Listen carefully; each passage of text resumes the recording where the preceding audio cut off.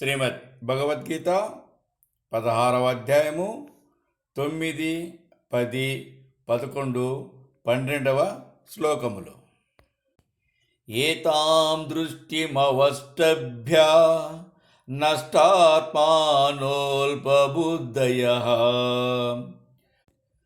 ప్రభవంత్యుగ్రకర్మాణః చయాయ జగతో హితాః. ఇట్టి నాస్తిక ధోరణిని పట్టుకొని భ్రష్టాత్ములు, నీచ బుద్ధులు, క్రూరవర్తనులనైన కంటకులు ప్రపంచమును పాడు చేయుటకై పుట్టుచున్నారు. కామమాశ్రిత దుష్పూరం దంభమానమదాన్వితాః మోహాద్గృహీత్వా సద్గ్రాహాన్ ప్రవర్తంతే శుచివ్రతాః.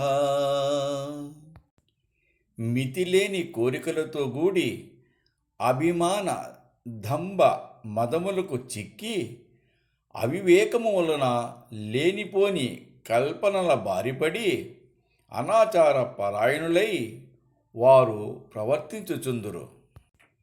చింతామపరిమేయాంచ ప్రళయాంతాముపాశ్రితాః కామోపభోగపరమా ఏతావదితి నిశ్చితాః. ఆశాపాశశతైర్బద్ధాః కామక్రోధపరాయణాః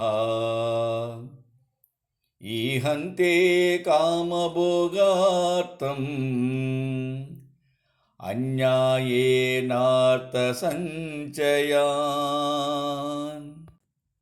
కొన మొదలు లేని, చచ్చిన తీరని ఊహాపోహలతో కూడి కామభోగములకు మించిన పురుషార్థమే లేదని నిశ్చయించి అసంఖ్యములగు ఆశాపాసములందు తగులుకొని కామ క్రోధములకు వివసులై అన్యాయముగా ద్రవ్యమును కూర్చుకొనుచు వారు విషయ సుఖములను అపేక్షించుచుందురు.